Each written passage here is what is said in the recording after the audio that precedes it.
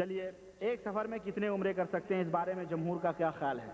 دیکھیے جمہور کا کوئی بھی خیال ہو، یہاں پہ لوگ یقیناً مختلف ہیں، لیکن افضل اور بہتر یہ ہے کہ ایک سفر میں ایک ہی عمرہ کرنا جائز، اس کے علاوہ دوسرا عمرہ کرنے کا کوئی ثبوت اللہ کے رسول صلی اللہ علیہ وسلم سے یا صحابہ سے ثابت نہیں ہے، جبکہ صحابہ کرام ہم سے زیادہ اللہ کی اطاعت اور فرما برداری کرنے پر حریص اور لالچی تھے، لیکن ان سے کہیں نہیں ثابت ہے کہ وہ وہیں پہ رہ کر کے تنعیم سے پھٹافٹ دھڑا دھڑ عمرے مار رہے ہوں۔ جیسے ہمارے یہاں لوگ ایک سفر میں جاتے ہیں 25 عمرے کر کے آتے ہیں، نانی کے نام سے، خالہ کے نام سے، ماموں کے نام سے، پورا کوٹا پورا کر دیتے ہیں۔ غلط ہے، میں سمجھتا ہوں یہ چیز نبی کریم صلی اللہ علیہ وسلم کے دور میں نہیں رہی، اس لیے نہیں کرنا چاہیے۔ کچھ لوگ یہاں پہ یہ ہے کہتے ہیں کہ جب وہ گیا ہے تو کر سکتے ہیں، تو بھائی بہرحال وہ ان کا اپنا خیال ہے، میں اس کے اوپر کوئی دلیل نہیں، سمجھ رہے ہیں؟ اس کی عمرہ کثرت کے ساتھ اس کے اوپر کرنے پر کوئی دلیل نہیں ہے، وہ ایک عمرے ایک سفر میں 10 عمرے 50 عمرے کرنا، اس کا ثبوت کہیں نہیں ہے۔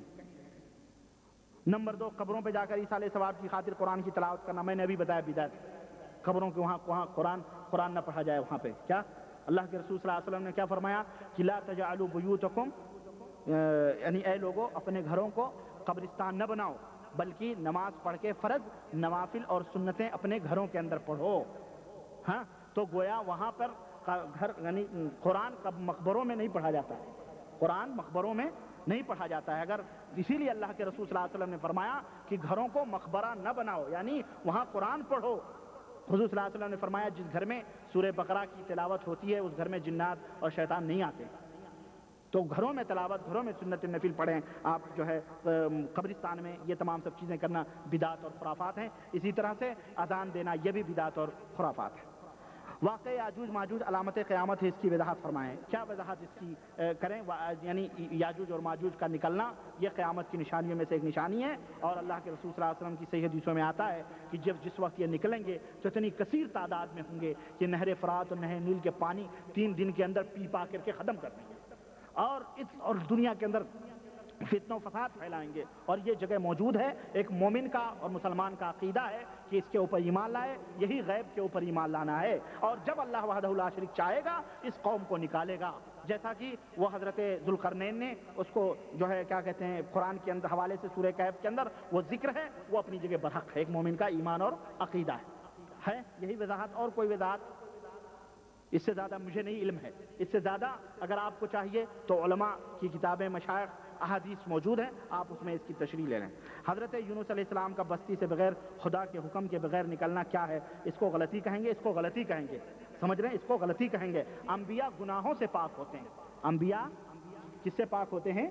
گناہوں سے پاک ہوتے ہیں، غلطی بھول چوک ان سے بھی ہو جاتی ہے۔ دلیل حضرت محمد الرسول اللہ صلی اللہ علیہ وسلم نے مختلف روایات کے حوالے سے کبھی عصر یا ظہر کی نماز پڑھائی تو اللہ کے رسول صلی اللہ علیہ وسلم جب باہر نکلے تو ایک صحابی جن کو ذوالیدین کہا جاتا ہے، انہوں نے کہا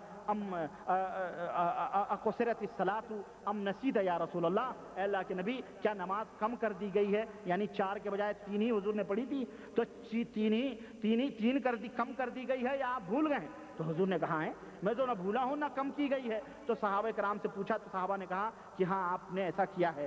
تو حضور صلی اللہ علیہ وسلم نے فرمایا کہ میں بھی تمہاری طرح جو ہے بشر ہوں، میں بھی بھول جاتا ہوں، اس لیے جب بھول جایا کروں تو مجھے تم یاد دلا دیا کرو۔ تو یہ اس کو بھول چوک کہیں گے، اس کو غلطی کہیں گے، سمجھ رہے ہیں؟ اس کو گناہ نہیں کہیں گے، سمجھ رہے ہیں؟ اس کو لغزش کہہ لیں آپ، ادب اور احترام سے۔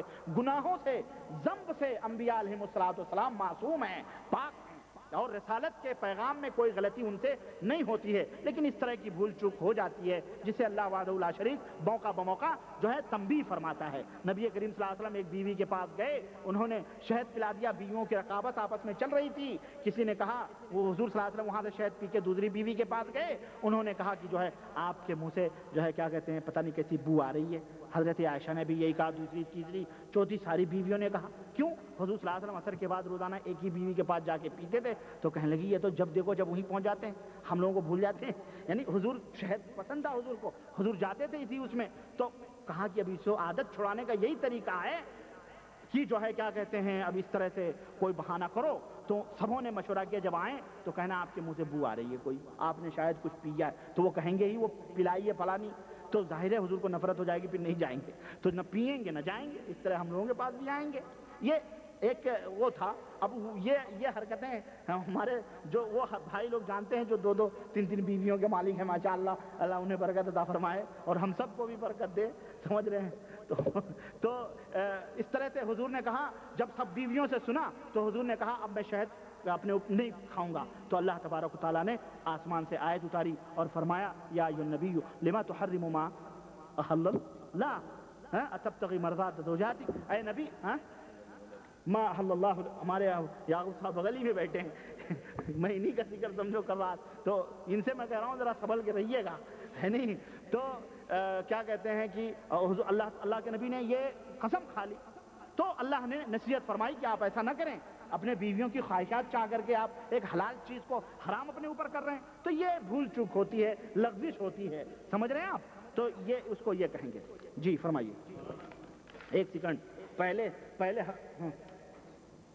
یہاں پر جو ہے فرض کیجیے کبھی 3 رکعت پڑھائے یا 5 رکعت پڑھا دیے, تو پیچھے سے جو امام کو لقمہ دیتا ہے, جماعت ختم ہو گئی, اس کے بعد وہ کہتا ہے کہ صاحب آپ نے 1 رکعت زیادہ پڑھ دیا, 1 رکعت کم پڑھ دیا, تو اس پر وہ بنا کر لیتے ہیں. ہاں یہ بتائیے کہ ان کی نماز قبول کی, امام صاحب جو بنا کیے سب کی نماز ہوگی, مگر جو آدمی بول دیا اس کی نماز کا کیا ہوگا؟ دیکھیں, ہاں ایک بات میں اسی حدیث کے اندر اس کی وضاحت ہے کہ جب یہ گفتگو مسجد کے دروازے پہ ہوئی, حضرت ابو بکر نے اور سبوں نے بتایا, تو حضور صلی اللہ علیہ وسلم پلٹ کے آئے اور آپ نے اللہ اکبر کہہ کے 1 رکعت پڑھی اور 1 رکعت پڑھ کے آخر میں اور بیٹھ گئے, اور بیٹھ کر کے آپ نے سلام پہ جو ہے کیا کہتے ہیں 2 سجدے سہو کیے, اور اس کے بعد حضور صلی اللہ علیہ وسلم نے سلام پھیرے. یہ مسئلہ ہے. تو اس حدیث سے یہ ثابت ہوتا ہے اگر اس طرح کی سچویشن کوئی پیدا ہو جائے اور حالت پیدا ہو جائے اور گفتگو بھی ہو جائے, زیادہ دور نہ گئے ہوں بلکہ قریب ہی گفتگو بھی ہو جائے, تو سب بنا کر سکتے ہیں, اس کے اندر کوئی حرج نہیں ہے, جائز. اگر اس کے اندر کوئی قباحت ہوتی تو نبی صلی اللہ علیہ وسلم منع فرما دیتے اور آپ دوسرے طریقے سے یعنی دوبارہ نماز پڑھیں. اس کی بھی نماز ہو گئی. حضور نہیں, وہ بھی پڑھے گا نا حضور کے پیچھے. بولنے سے کیا ہوتا, حضور بھی امام تھے, حضور نے پوچھا نا کیا یہ صحیح کہہ رہے ہیں, صحابہ نے کہا ہاں یہ صحیح کہہ رہے ہیں, باقاعدہ بات چیت ہوئی ہے جناب. حضور نے کہا یہ ذوالیدین ان کا نام تھا, کیونکہ ہاتھ لمبے لمبے تھے, تو حضور نے انہیں لقب دیا ہوا تھا ذوالیدین کا, یعنی ڈبل ہاتھوں والا, پیار سے حضور لقب دیے ہوئے تھے. تو باقاعدہ گفتگو ہوئی, کیا یہ صحیح کہہ رہے ہیں, صحابہ نے کہا ہاں صحیح کہہ رہے ہیں. ابو بکر بھی عمر بھی کوئی نہیں بولا, وہی بول گئے کیونکہ وہ ذرا بے تکلف تھے, تو جائز ہے, اس میں کوئی حرج نہیں. دیکھیے ایک صاحب کہہ رہے ہیں اللہ اکبر, اللہ جزائے خیر دے, جس صاحب کا بھی ہو, پہلے میں شرک میں مبتلا تھا, اب توبہ کر چکا ہوں, مگر میرے والدین اس سے باز نہیں آ رہے ہیں, میں کیا کروں؟ اللہ آپ کو جزائے خیر دے اور ہم سب کو شرک نہ کرنے کی توفیق دے اور توحید کے اوپر قائم و دائم رہنے کی توفیق عطا فرمائے. آپ اپنے والدین کے لیے دعا کریں, آپ ان کے ساتھ صلہ رحمی کریں, دنیاوی اعتبار سے آپ ان کے ساتھ جو ہے بھلائی کریں, ان کا ادب کریں, ان کا احترام کریں, انہیں کھلائیں پلائیں, ان کے ساتھ گستاخی بے ادبی نہ کریں. ہاں اگر وہ آپ کو شرک کرنے کا حکم دیں تو اللہ وحدہ لا شریک نے فرمایا فلا تطعهما, تو پھر ان دونوں کی اطاعت اور پیروی نہ کرو, بلکہ دنیا کے اندر بھلائی اور معروف ان کے ساتھ کرو. سمجھ رہے ہیں؟ آپ ان کے لیے دعا کریں, آپ انہیں سمجھائیں پیار سے محبت سے. یہ یار سوالات تو ماشاءاللہ لوگوں نے. چلیے ایک شخص, یہ ایک نمبر ایک مجلس میں 3 طلاق کا کیا حکم ہے؟ صحابہ کرام رضی اللہ عنہم کے کسی واقعے سے دلیل دیں. ایک مجلس کی 3 طلاق. واقعہ یوں ہے کہ اگر کسی بندے نے یہ کہا کہ میں نے تجھے طلاق دیا, میں نے تجھے طلاق دیا, میں نے تجھے طلاق دیا, یا یہ کہے کہ میں تجھے 3 طلاق دیتا ہوں, ایک مجلس کا مطلب یعنی ایک طہر, تو میرے عزیز اور میرے بھائی اس کے اوپر صرف 1 طلاق پڑے گی. اس کے اوپر کتنی پڑے گی؟ 1 طلاق پڑے گی, اور 1 طلاق پڑے گی, اور وہ اس کے بعد عدت گزارے گی 3 مہینے, 3 حیض. اگر طلاق دینے والے شوہر نے اس 3 مہینے کی مدت میں اس سے رجوع کر لیا, رجوع مطلب یعنی اس سے ہم بستری کر لیا, یا آپ مان گئے دونوں میاں بیوی رہنے لگے, تو پھر خلاص جائز ہے. لیکن اگر 3 حیض گزر گئے اور اس نے بات چیت بھی نہیں کی, رجوع بھی نہیں کیا, تو 3 حیض گزرنے کے بعد میں وہ دوسری طلاق اس کے اوپر پڑ جائے گی. اب وہ حرام ہو گئی, اس کے لیے حرام ہو گئی. سمجھ رہے ہیں؟ اب وہ عورت کیا ہوگی؟ اس کے لیے حرام ہو گئی. حلال ہونے کی صرف ایک صورت ہے, اور وہ یہ ہے کہ وہ نیا نکاح کر کے اپنے زوجیت میں لے لے. کبھی بھی 2 سال کے بعد, 4 سال کے بعد, 10 سال کے بعد وہ حرام ہو گئی. وہ ایک ہی جب طلاق دیا ہے تو एक मर्तबा तलाक दिया है तो समझ रहे हैं, तो वो नए तौर पर निकाह करके उसको अपनी ज़ौजियत में ले ले। ठीक है, फिर ले लिया उसने, फिर कुछ दिन के बाद अन्न हो गई, और फिर उसने तलाक दे दिया, है ना, मैंने तुझे तलाक दिया, मैंने तुझे तलाक दिया, तब भी एक पड़ेगी। कितनी पड़ेगी? अब फिर भी वही पहली शक्ल होगी कि 3 महीने तक वो इद्दत गुजारेगी। अब इस 3 महीने की मुद्दत में अगर वो चाहे तो उसे वापस ले ले, रुजू कर ले, नहीं तो फिर दूसरी तलाक उसके ऊपर पड़ जाएगी, और वो जो है क्या कहते हैं उसके लिए फिर निकाह जदीद, नया निकाह करवाना पड़ेगा 3 महीने के बाद। अच्छा जनाब, चलो मान लिए फिर कर लिया उसने, 2 बार हो गए, 2 गोलियां निकल गई समझो, है ना। अब तीसरी अब जो 303 की है, अब लास्ट पीरियड में क्या हुआ, फिर कभी अनबन हो गई, अब फिर इसने तलाक दे दिया। अब ये तीसरी मर्तबा जब वो तलाक देगा फिर वही शक्ल चलेगी, 3 महीने तक वो इद्दत गुजारेगी। ये चाहे तो वापस ले ले बगैर निकाह के, न चाहे और 3 महीने गुजर गए तो अब निकाह जदीद करे। अल्लाह तौबा, निकाह नहीं, अब वो नहीं लिया अगर उसने, है ना, तो अब वो क्या कहते हैं उसके तीसरी दफा उसके तलाक दिया जब वो, तो उसकी ज़ौजियत से नौज़ुबिल्लाह निकल गई, उसकी ज़ौजियत से वो निकल जाएगी। अब उसके ऊपर वो हराम है, वो निकाह के जरिए भी नहीं ले सकता है, उसको निकाह जदीद के जरिए भी नहीं ले सकता है। और तीसरी तलाक के बाद वो इद्दत भी उसके घर में नहीं गुजारेगी। तीसरी तलाक देने के बाद में न वो 3 महीने का उसके घर में इंतजार करेगी, इद्दत करेगी, कुछ भी नहीं, बल्कि वो खलास वो निकल जाएगी वहां से, और अब वो हराम हो गई उसके ऊपर। अब जब निकाह करना, अब इसको क्या, जब तलाक दे दिया, अब वो औरत कहीं शादी करे, फिर उसका शौहर वो मर जाए या उसे कभी तलाक दे दे, और फिर किसी जमाने में इन दोनों के जवानी की याद और मोहब्बतें सताएं और ये दोनों मिलना चाहें, तब ये मिल सकते हैं। लेकिन हमारे यहाँ जो सांड खरीद के हलाले होते हैं, ये हराम है इस्लाम के अंदर।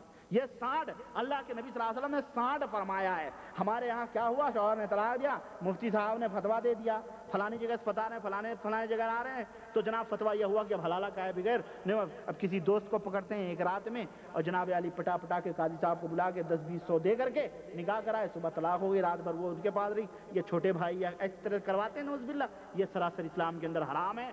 ये खुली हुई ज़िनाकारियाँ हैं जो शरीयत की आड़ में और मजहब की आड़ लेकर के की जाती है। दलील मैं आपको बताऊं, अल्लाह के रसूल सल्लल्लाहु अलैहि वसल्लम की लानल्लाहुल मुहल्लिला वल मुहल्ला, अल्लाह के रसूल सल्लल्लाहु अलैहि वसल्लम ने फरमाया अल्लाह की लानत होती है हलाला करने वाले पर और हलाला कराने वाली दोनों के ऊपर, ये लानत। अच्छा, इसकी दलील जो भाई ने पूछी है कि जनाब अली हदीस से, तो मैं आपको बताऊं सही मुस्लिम की रिवायत, उसके अंदर नबी करीम सल्लल्लाहु अलैहि वसल्लम के ताल्लुक से आता है कि तलाक नबी सल्लल्लाहु अलैहि वसल्लम के ज़माने में, हज़रत अबू बकर रज़ियल्लाहु अन्हु के ज़माने में और हज़रत उमर फारूक आज़म के इब्तिदाई ज़मानों में 3 तलाक एक ही मानी जाती थी, और इस हदीस को कोई दुनिया का माई का लाल इनकार कर ही नहीं सकता है। नंबर 2, हनफीउल मसलक, एक शख्स तलाक के मामले में किसी दूसरे मसले की पैरवी कर सकता है।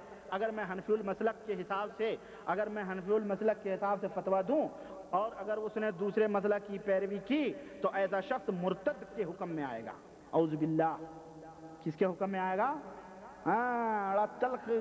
तल बड़ी कड़वी बात है। अगर कोई शख्स हनफी है और वो शाफई हुआ है या शाफई हो गया तो उसके ऊपर उतनी दुर्रे लगेंगे जितने की जो सजा मुर्तद की होती है, हनफियों ने उसके लिए वो सजा मुकर्रर की है। तो भाई मेरे, इन जंजालों से निकलो। ये हनफी, शाफई, मालिकी, ये 4वीं सदी हिजरी की पैदावार हैं।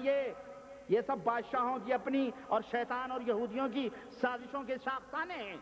इनसे निकलो। इन हादिही उम्मतुकुम उम्मतुन वाहिदा, अल्लाह की ये उम्मत एक उम्मत है, इसके अंदर कोई इख्तलाफ, कोई इंतशार नहीं, कोई शाफई, मालिकी, हम्बली नहीं। हम सब मुसलमान हैं, हम सब किताब व सुन्नत के दाई हैं, हम सब किताब व सुन्नत के पैरोकार हैं। एक अल्लाह, एक रसूल, एक नबी, एक काबा, एक किबला, सब कुछ। तो हम मुख्तलिफ क्यों? इसलिए मेरा कहना यह है कि आप इस दायरे से निकल कर और मैं आपको इजाजत देता हूं, भले नहीं हनफी हूं, हनफी इजाजत नहीं देगा, लेकिन मैं अल्हम्दुलिल्लाह सब अइम्मा रहमहुमुल्लाह की इज्जत और एहतराम के साथ और उनके अक़वाल की रोशनी में, इमाम साहब रहमतुल्लाह अलैह के फरमूदात की रोशनी में, कि जो उन्होंने फरमाया है कि इज़ा सह्हल हदीस फहुव मज़हबी, कि जब सही हदीस तुम्हें मिल जाए تو وہی میرا مذہب ہے۔ تو اس کی روشنی میں آپ کو فتویٰ دیتا ہوں کہ آپ صحیح حدیث کی اتباع کریں، انشاءاللہ امام ابو حنیفہ رحمۃ اللہ علیہ کے صحیح متبع اور پیروکار آپ کہلائے جائیں گے۔ یہ جھوٹے لوگ ہیں جو اپنے آپ کو حنفی کہتے ہیں اور امام صاحب رحمۃ اللہ علیہ کو بدنام کر رہے ہیں۔ اللہ تعالیٰ کہتا ہے یا اللہ تعالیٰ کہتا ہے یا اللہ تعالیٰ کہتے ہیں، ان جملوں میں کون بہتر ہے؟ دیکھیں ایسی کوئی بات نہیں ہے، آپ یہ بھی کہہ سکتے ہیں وہ بھی کہہ سکتے ہیں۔ اب جو لوگ یہ کہتے ہیں اللہ تعالیٰ فرماتا ہے یا کہتا ہے، اصل میں اس کی ذات اور اس کی شان، جیسے ہم کہتے ہیں اس کی ذات اس کی شان، اگر آپ کو کہیں کہ اس نے کہا تو کہیں گے گستاخ۔ لیکن کبھی کبھی جس سے آپ کو زیادہ پیار ہوتا ہے نا، جس سے آپ کو زیادہ محبت ہو، تو آپ کیا کہتے ہیں؟ یار تو نہیں تو یہ بات کہی تھی، آپ نے نہیں، یہ نہیں کہا جاتا ہے۔ کہا کہتے ہیں تو نے کہی تھی، تو ادھر آ، ہے نا۔ تو پیار اور محبت ہے، اور ایک توہین ہے، اور نعوذ باللہ کوئی مخلوق اپنے خالق کی توہین کرے وہ تو کافر ہے نا۔ اس لیے اگر نیت اس کے یا اس کی یا اللہ تعالیٰ فرماتے ہیں یا فرماتا ہے سے توہین مقصود ہے تو یقیناً وہ کافر۔ لیکن اگر اس کی ذات وحدانیت مراد ہے کہ صرف اللہ وحدہ لا شریک اکیلا ہے، اس لیے اس کو ایسا لفظ استعمال کریں جو اکیلے پہ دلیل ہو، یہ نہ کوئی سننے والا سنے تو کہے کتنے اللہ ہیں جو کہتے ہیں اللہ فرماتے ہیں، تو ایسا لگتا ہے جیسے 10 اللہ ہیں جو فرما رہے ہیں، ہے کہ نہیں؟ اس لیے اس شبہے سے بچنے کے لیے یہ کہا جاتا ہے، اور اگر کوئی ویسا کہتا ہے تو وہ بھی جائز ہے، یہ بھی جائز ہے۔ یہ ترجمہ ہے، عربی میں قال اللہ کہا جاتا ہے، جس کا ترجمہ آپ کرتے ہو ہاں کہ اللہ فرماتے ہیں کہہ لیں یا اللہ نے فرمایا کہہ لیں، دونوں جائز ہے۔ سمجھ رہے؟ ترجمہ یا آپ کا ہمارا ہے، اور نیتوں کا آپس میں دخل ہے، ورنہ عربی میں قال اللہ ہی ہے، قالو اللہ نہیں کہا جاتا ہے کہیں بھی، بارے پیار کے محبت کے، جمع کا صیغہ نہیں استعمال ہوتا ہے۔ روزے اطہر پر جا کر کوئی شخص یہ کہے کہ اے حضور پاک میرے لیے دعا کیجئے، جائز ہے کہ نہیں ہے؟ یہ حرام ہے اور شرک میں داخل ہے۔ یہ اس طرح کا جملہ کہنا کیوں؟ روزے اطہر پہ اللہ کے رسول صلی اللہ علیہ وسلم جا کر کے یہ کہنا کہ اے اللہ کے رسول ہمارے لیے دعا کیجئے، گویا آدمی یہ عقیدہ رکھتا ہے کہ حضور صلی اللہ علیہ وسلم زندہ ہیں، انہیں نعوذ باللہ صحابہ نے زندہ ہی قبر کے اندر دفن کر دیا اور وہ ہماری آواز کو سن رہے ہیں۔ اس طرح سے دوسری چیز یہ کہ اللہ کے رسول صلی اللہ علیہ وسلم کے بارے میں اللہ تعالیٰ نے فرمایا انکا میتن و انہم میتون، اے نبی تم بھی میت ہو، تم بھی مرنے والے ہو، لوگ بھی مرنے والے ہیں، اور اس کا فیصلہ ہم کریں۔ تو اس طرح سے اللہ رب العزت نے انہیں میت قرار دیا، اور وہ میت ہیں، اور وہ ان کی میت حضور صلی اللہ علیہ وسلم کی موت ہو جانا۔ ایک نقطہ جو سب سے مہم میں آپ کو بتاؤں کہ انبیاء کی موت کے بارے میں جو لوگ یہ کہتے ہیں کہ موت آنا یہ انبیاء کی توہین ہے، یہ سراسر ان کی حماقت ہے۔ موت آنا صرف اللہ کی توہین ہے۔ اللہ کے علاوہ جتنی بھی مخلوق ہے سب کے اوپر فنا اور موت ہونا جو ہے یہ ان کی شان عظمت ہے، اور یہ بڑائی ہے، ان کی توہین نہیں ہے۔ موت صرف اللہ وحدہ لا شریک کو نہیں آئے گی، بس سمجھ رہے ہیں؟ تو یہ عقیدہ رکھنا کہ حضور ہمارے لیے دعا کریں گے یا سن رہے ہیں، تو اس طرح کا عقیدہ رکھنا گویا اللہ تبارک و تعالیٰ ہی سمیع بصیر ہے، سن سکتا ہے اور سب کی جان سکتا ہے۔ ہم عقیدہ نبی صلی اللہ علیہ وسلم کے بارے میں اس طرح رکھیں تو یہ شرک باللہ ہے جو انسان کو ہلاکت اور تباہی میں ڈال دے گا۔ اللہ سے توبہ کرنا چاہیے، اللہ ہمیں اس سے بچائے۔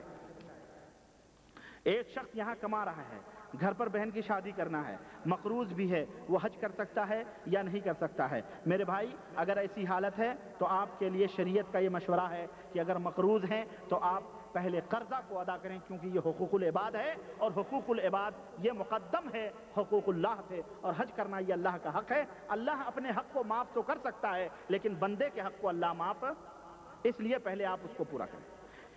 عیدی اور بیوہ کا قرآن و حدیث کی روشنی میں کیا حق ہے؟ عیدی کیا ہے؟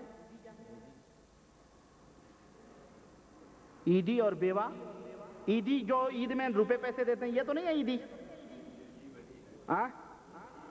عیدی تو عیدی تو قرآن حدیث میں کیا ہے بھائی؟ اگر آپ دینا چاہیں تو اپنے بچوں کو خوشی سے اس کو لوگ عیدی کہہ لیں، تحفہ کہہ لیں، نذرانہ کہہ لیں، بچے انتظار میں رہتے ہیں ابا چاچو سب لوگ عیدی دیں گے، آپ دے دیں پیار سے۔ اس میں کون سی چیز اپنے اہل و عیال کو کھلانا ہے پلانا ہے؟ اس کو شریعت کا درجہ نہیں دے سکتے آپ۔ محبت اور پیار آپ ظاہر کر رہے ہیں، کریں، اس میں کوئی وہ نہیں ہے۔ بیوہ کا قرآن و حدیث کی روشنی میں بیوہ جو جس کے شوہر مر جائے اس کا حق اس کا یہ ہے کہ اگر وہ شادی کرنے لائق ہے، اللہ اسے توفیق دے تو اس کی شادی کر دی جائے کسی مرد سے، تاکہ معاشرے کے اندر اور لوگ بھی اس سے شادی کر لیں اگر وہ حاجت مند ہے، تاکہ معاشرے کے اندر برائیاں اور زناکاریاں نہ پھیلیں۔ تقریر سنتے وقت جتنی مرتبہ حضور پاک کا نام مبارک آئے اتنی مرتبہ صلی اللہ علیہ وسلم کہنا ضروری ہے، یا ایک مرتبہ کہہ دینا کافی ہے؟ جب جب نبی کریم صلی اللہ علیہ وسلم کا نام لیا جائے تب تب ہر سننے والے کے اوپر یہ فرض ہے کہ وہ نبی کریم صلی اللہ علیہ وسلم کے اوپر درود بھیجے۔ سمجھ رہے ہیں؟ جن کو آدمی قابو میں کر سکتا ہے یا نہیں، اس کی دلیل کیا ہے؟ جن کو قابو میں کرنا یہ حرام ہے، اللہ کے رسول صلی اللہ علیہ وسلم نے اس سے منع فرمایا ہے۔ اللہ کے نبی صلی اللہ علیہ وسلم نماز پڑھ رہے تھے اور ممبر کے آگے حضور آگے بڑھے اور اس کے بعد پیچھے پلٹے، پھر جب نماز ختم ہوئی صحابہ نے پوچھا آج ہم نے جو حرکت دیکھی ہے اس سے پہلے کبھی نہیں دیکھی تھی، کیا بات تھی؟ تو حضور صلی اللہ علیہ وسلم نے فرمایا کہ شیطان آیا تھا، ہم نے اس کے گلے کو دبایا تو اس کی زبان باہر نکلی جس کی تراوٹ میں نے اپنے ہتھیلیوں کے اوپر محسوس کی۔ اگر مجھے اپنے بھائی سلیمان کی دعا یاد نہ آتی جو انہوں نے کی تھی کہ اللہ میرے بعد ان کے اوپر کسی کو قبضہ نہ دینا، تو میں اس کو باندھ دیتا اسی مسجد نبوی کے ستون سے یا سڑک پہ، اور مدینے کے بچے اسے کھیلتے۔ تو اس حدیث سے ثابت ہوتا ہے کہ جن کو قابو کرنا یہ جائز نہیں ہے، بلکہ یہ حضرت سلیمان علیہ السلام کا معاملہ تھا، وہ ان کے ساتھ ختم ہو گیا، جائز نہیں ہے۔ تب رہا کر سکتا ہے یا نہیں، جائز تو نہیں ہے، لیکن بعض لوگ یہ جادوگر لوگ جنوں کو قبضے میں کرتے ہیں، جو جادوگر ہیں ان کا وہ جو ہے کافر ہیں، اور جادوگر کی سزا توبہ نہیں ہے، بلکہ اگر وہ پکڑا گیا تو اس کی سزا قتل ہے۔ لا یستتاب الساحر لا یستتاب، یعنی اس کی سزا قتل ہے، اس کو قتل کیا جائے گا، اس کو جو ہے اس کی توبہ بھی قبول نہیں کی جائے گی۔ ماشاءاللہ۔ گھروں کی بندش کروانا، جیسے کیل وغیرہ پڑھوا کر گھر کے چاروں کونوں پر لگانا، کیا ایسا کرنا جائز ہے؟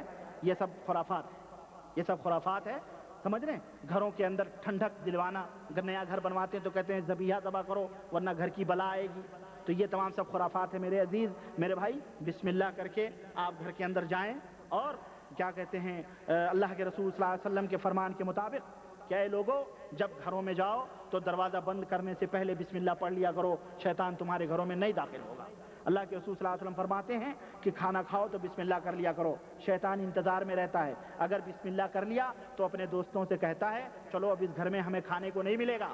اسی طرح سے دروازے کے اوپر شیطان کھڑا رہتا ہے اپنے ساتھیوں کے ساتھ، جب بندہ بسم اللہ کر کے دروازہ بند کر لیتا ہے تو شیطان کہتا ہے چلو اب اس گھر میں ہمیں سونے کو بھی نہیں ملے گا، لیکن اگر وہ بسم اللہ نہیں کرتا ہے تو کیا کہتے ہیں شیطان کہتا ہے چلو اس گھر میں کھانے کو بھی مل گیا، سونے کو بھی مل گیا، سمجھ رہے ہیں؟ تو اس طرح شیطان گھروں میں داخل ہوتا ہے اور لوگوں کو تشویش کرتا ہے۔ تو یہ وہ حفاظتی تدابیر ہیں جن کی وجہ سے جو ہے شیطان آپ کے اوپر قابو نہیں پا سکتا۔ سوتے وقت سبحان اللہ، الحمدللہ، لا الہ الا اللہ 33 دفعہ اور ایک دفعہ لا الہ الا اللہ پڑھ لیں، یہ بھی شیطانی تدابیر ہیں۔ بچوں کو مغرب کے بعد گھروں کے باہر نہ جانے دیں۔ اللہ کے رسول صلی اللہ علیہ وسلم نے فرمایا کہ بلائیں چلتی ہیں رات کو، اور ہمارے یہاں تو عجیب حالت ہے، یہ نالائق بچے جیسے ہی شام ہوتی ہے جب ان کے کھیلنے کا بھی وقت ہوتا ہے اور گھر والے بھی باہر کر دیتے ہیں، جا بے کھیل کے آ، کیا گھر میں بیٹھا ہوا، ہم ابھی بیٹھ کے گپے مارتے ہیں، چائے کافی اڑاتے ہیں، ہے کہ نہیں؟ ہاں ہوتا ہے اس طرح سے۔ بچوں کو شام کے وقت شوہر کام سے آیا تو بچوں کو باہر، اپنا اندر، ہے نا؟ تو بچے بھی 10 بجے رات تک سوتے ہیں، دوڑتے ہیں کونے کلی کوچے میں، سب کچھ اب انہیں شیطان پکڑتے ہیں، جنات پکڑتے ہیں، نہیں کرنا چاہیے۔ اللہ کے رسول صلی اللہ علیہ وسلم نے منع فرمایا ہے۔ تو اس طرح سے، اور جو تعویذ پلیتے گنڈے جو درختوں کے اوپر لٹکاتے، گھروں کی چوکٹوں کونوں اتروں، یہ سب کھانے پینے کے دھندے، یہ سب جو ہے غلط ہے، نہیں کرنا چاہیے۔ ہاں کے جوابات انشاءاللہ جو باقی رہ گئے وہ کل کی جمعے کے بعد